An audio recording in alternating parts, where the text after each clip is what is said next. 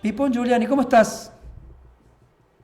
¿Qué tal, pájaro? ¿Cómo te va? Un gusto de saludarte a vos y a la audiencia. Bueno, del otro lado lo tengo al comandante Pachi, Rubén Matos, que es un amigo y jefe de redacción de lo que es nuestra Comechingones Multimedios, recibido con honores allá. ¿En dónde te recibiste, Pachi? ¿En Buenos Aires? En Buenos Aires.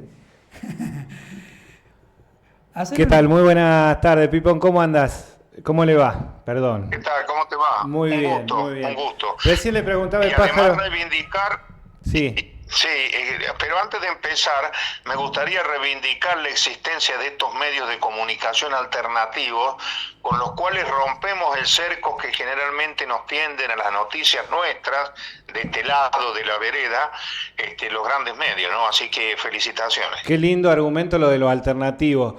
¿Por qué la palabra alternativo? Le vamos a preguntar algo así como de bien de lleno antes de más, porque la disputa por la audiencia y por el sentido es la misma y nosotros trabajamos bastante para eso también, ¿no? Para desde esta opción salir a discutirle las verdades a los medios hegemónicos.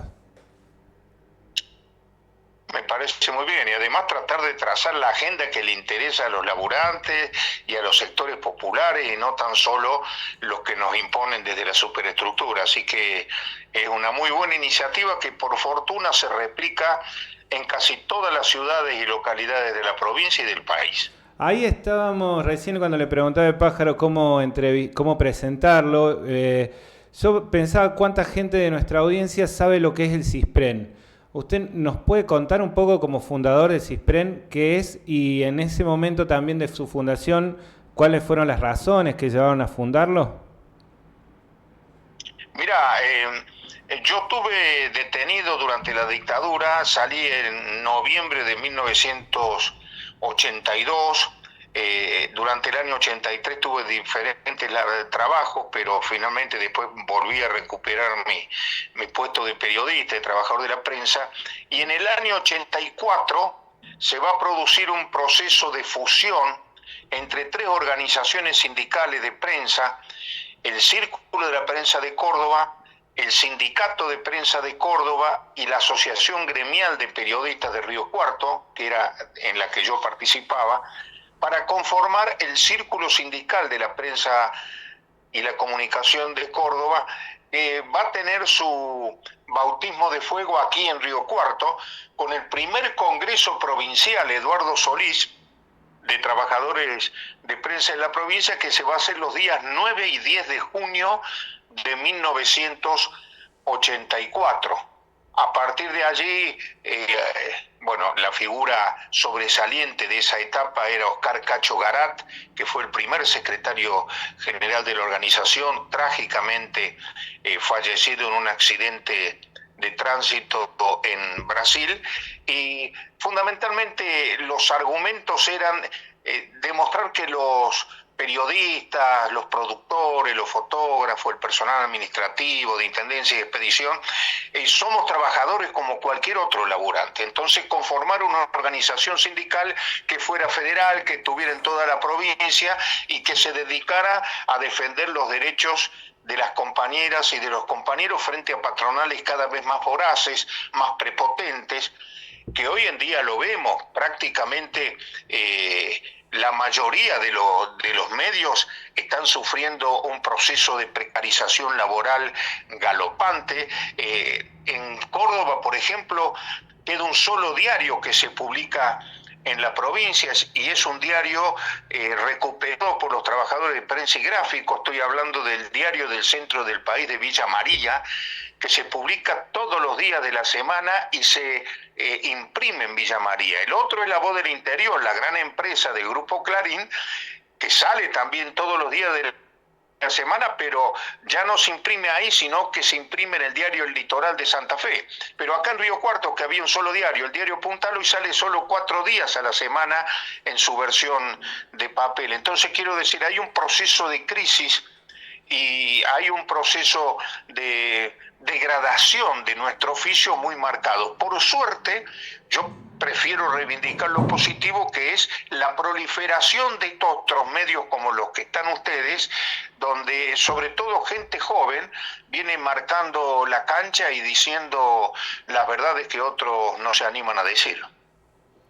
Pipón, entre otras cosas, mientras vos recordabas lo que fue el proceso de creación del CISPREN, nosotros remarcamos este jueves como un jueves de efemérides muy importantes para el arco popular, para mucha gente. Por ejemplo, el día de ayer, el día del nacimiento del presidente Perón, y el día de hoy como el día en que fusilaron al Che Guevara, remiten a figuras emblemáticas de nuestra cultura política.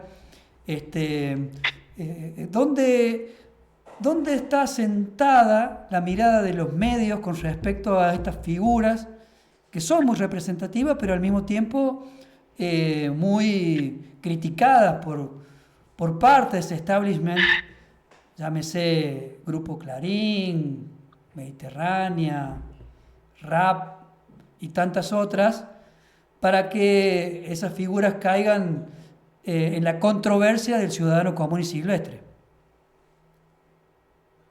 Mirá, el proceso de antiperonismo que vivimos hoy en la Argentina y cuya expresión máxima es este gobierno nefasto, cipayo y neofascista de Milei es un dato a tener en cuenta. Si estos tipos no se privaron de bombardear una ciudad abierta, la Plaza de Mayo, en 1955, matando más de 300 personas, ¿por qué hoy no van a destratar todo aquello que huela a nacional, popular y revolucionario, que es lo que me gusta llamarle a mí, porque yo pertenezco a esa corriente de opinión, de pensamiento? Por suerte, el pueblo tiene memoria, y más allá de los intentos que hay de demonizarlo a Perón por un lado y al Che Guevara por el otro, ellos sobreviven en el corazón y en la memoria de nuestra gente.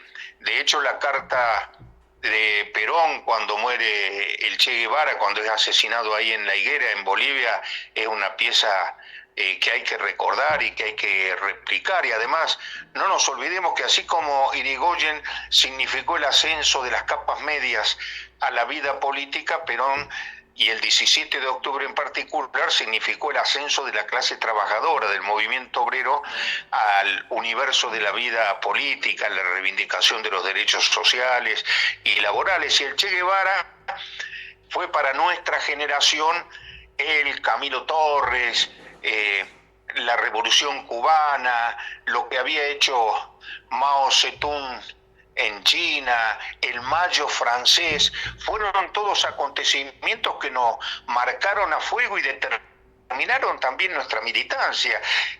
Cuando nosotros éramos jóvenes, el que no militaba en algún sector político, alguna organización revolucionaria, era mirado como sapo de otro pozo, y además éramos una generación que leía, que se formaba, que debatía.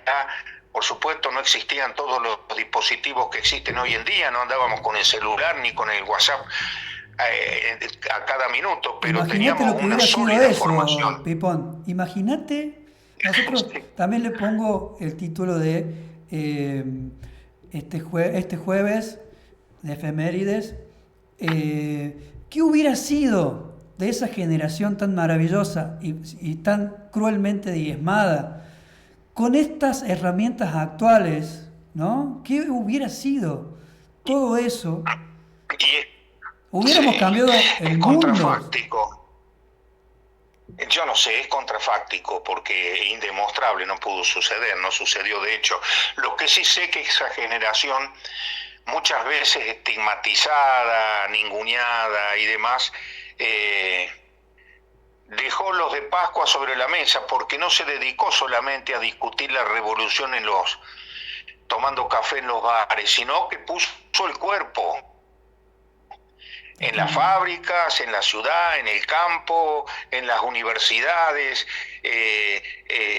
con las mujeres.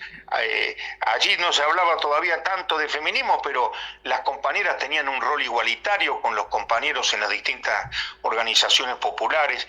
Así que yo, que soy un sobreviviente de esa Generación Diezmada, lo que reivindico es la integralidad y la autenticidad de esa militancia. No era biribiri, no te decían además cómo hay que hacer las cosas, iban al frente y las hacían. Pipón, mencionabas hace un ratito y aprovechamos que está en comunicación con nosotros para preguntarte, porque mencionabas esto de los medios alternativos, el rol de la CISPREN también de acompañar y de ser como una contrapropuesta a lo que en su momento es FOPEA y a las grandes producciones de medios más empresariales, ¿no? Y esa libertad de empresa. En su momento todos nos aferramos así como a última esperanza, ya viene la ley de medios, está llegando la ley de medios, está llegando la ley de medios, y la ley de medios llegó y pasó, y no pasó gran cosa.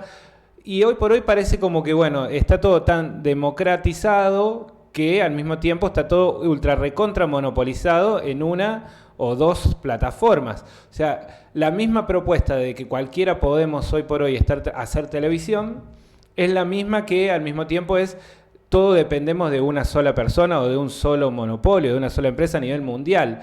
Contra eso, ¿cómo convive alguien que ha peleado contra eso durante toda su vida, como es CISPREN y como es tu caso particularmente?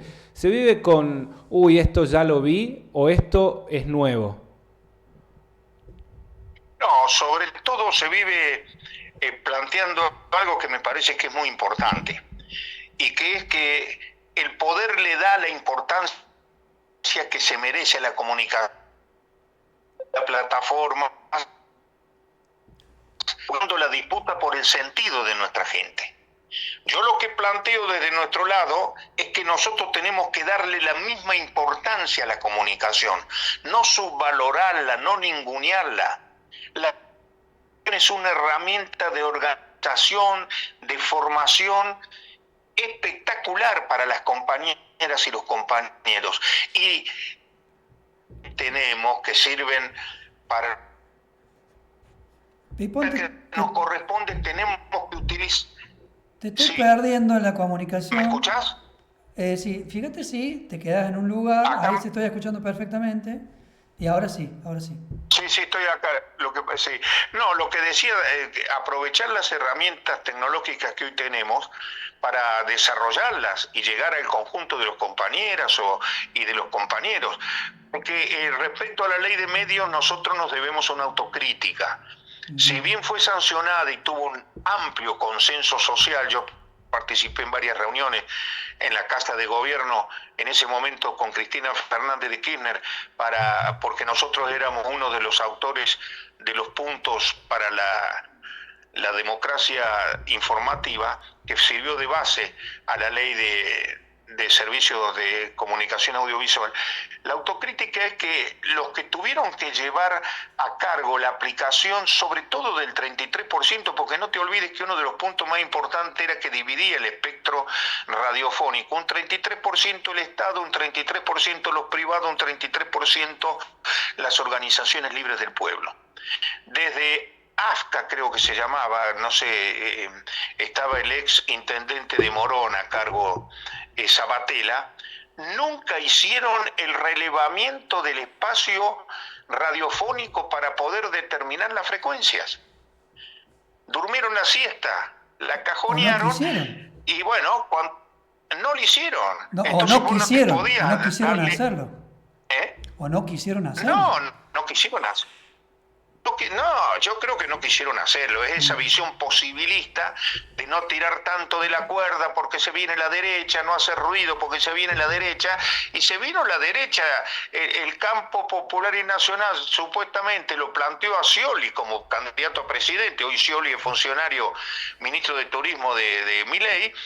¿Y quién llegó? Macri. Y Macri, ni bien llegó, eliminó de un plumazo la ley de medios. Entonces también nos tenemos que hacer cargo de nuestras propias defecciones y claudicaciones que nos impidieron avanzar mucho más, en este caso en el terreno comunicacional. ¿Qué tal, Pipón? ¿Cómo le va? Le quiero hacer una pregunta. Iñaki me llamó. Iñaki Sat, sí. La nueva incorporación. Igualmente. Te dirán vasco, supongo. Me dice muchas cosas, sí. Vasco es una de esas.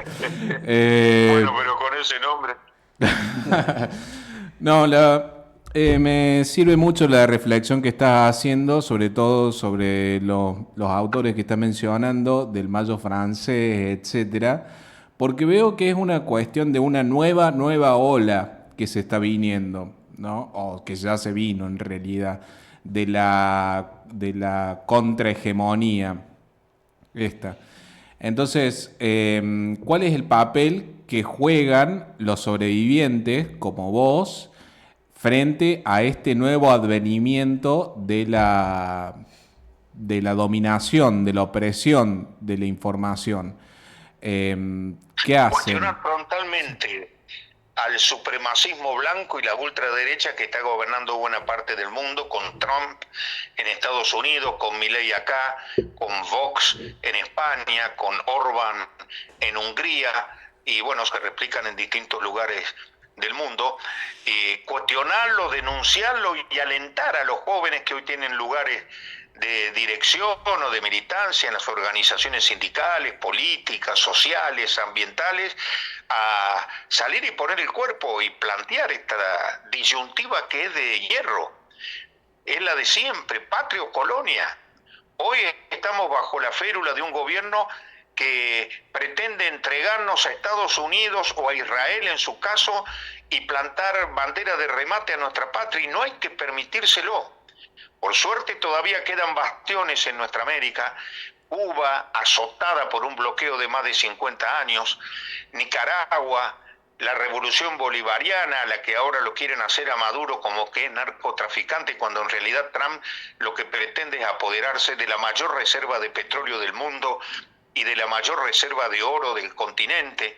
Colombia con Petro, que tiene una actitud dignísima, su discurso en la Asamblea General de las Naciones Unidas habría que replicarlo entre la militancia. Y el propio Boric en Chile, con sus más y sus menos, bueno, allí existe una comunidad palestina muy fuerte que le ha hecho decisiones claramente antisionistas. Pipón, con respecto a las nuevas formas que está agarrando la derecha para difundir, ya sea las crisis que están sufriendo los propios, es decir, gobiernos de derecha, que lo transforman en otra cosa, como lo que estoy viendo con la generación X, como si la generación Z, digo, como si la generación Z, esa parte de la muchachada más joven, estuviera rompiendo 30, todo. entre 22 y 30 años. Sí. Son sub-30, pájaro, entre 22 y 30 años, y ya se han hecho sentir ahí en Perú y también en Ecuador.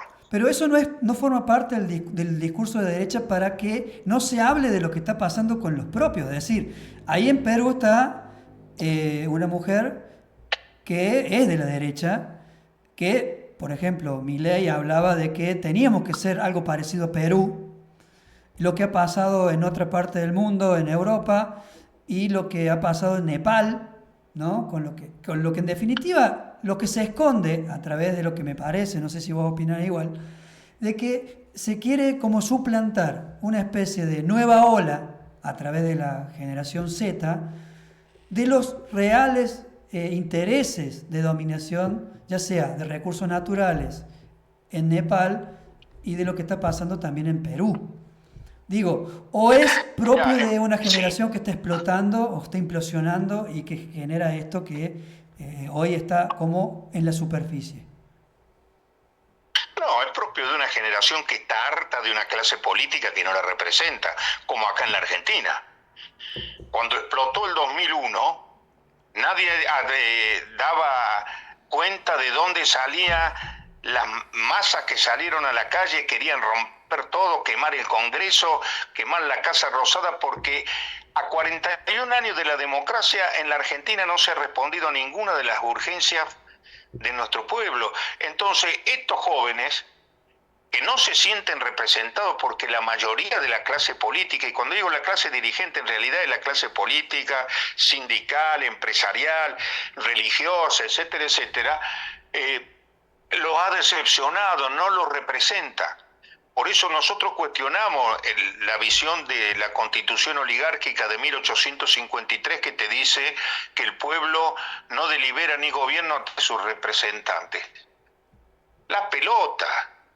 no creemos en los representantes nuestros. Y el pueblo delibera y gobierna en las asambleas sindicales, en los clubes de fútbol de barrio, en las cooperativas escolares, en las asociaciones vecinales. O sea que yo lo que creo que la aparición de la generación Z, después irán a aparecer chicos más jóvenes, son fenómenos de rebelión popular todavía no canalizadas orgánicamente, de manera, son por ahora convulsiones, pero que expresan un descontento generalizado hacia la dictadura de Velarde, que es la presidenta que tiene preso al presidente legítimo, que es el maestro Castillo, en el caso de Perú, pero también es una crítica directa a quienes hoy se arrogan la nominación de dirigentes de la oposición y en realidad, como aquí en la Argentina, la gran mayoría, se preocupa más en darle gobernabilidad a un gobierno que está demoliendo las estructuras del Estado y de la nación en lugar de ponerse al frente de estas reivindicaciones. Bueno, Pipón, yo no tengo más preguntas, solamente saludar a tu familia, a mi querido amigo y amiga Julia Giuliani y a Federico Giuliani, que ha acompañado el proceso de cambio de ATE en su momento. Iñaki, ¿te quedó algo para preguntarle a Pipón? No me quedó nada para preguntarle, simplemente reivindicar todo lo que está diciendo, porque me siento identificado bastante con lo que dice. Acá tenemos uno de la generación Z, Pipón, no sé qué de los nuestros ya. De generación Z, no generación de cristal, por suerte. No, generación Z. ¿Vos, Pachi? No, más vale. Bueno, Pipón, maestro Bueno. Pipón para nosotros, porque un grande, y te digo así, ¿a vos te llevaron presos los milicos por peronista, por sindicalista o por ser de la prensa, o por todas las cosas juntas? Por todo junto y principalmente por ser militante del peronismo montonero. Bueno, qué maestro. Así que nosotros de acá te hacemos la B, compañero. Muchas gracias por estar, muchas gracias por atendernos, por no dejarte dormir la siesta. No sé si se duerme allá en nuestro cuarto. Y un poco, sí, cuando se puede. Acá sí. Bueno, un saludo muy grande a todos los amigos, amigas, compañeros y compañeras ahí del Valle Tras la Sierra, de Villa Dolores en particular, y a su disposición. Muchas gracias. Un fuerte Pipón. abrazo. Un abrazazo. Chao. Vamos a un corte y enseguida volvemos.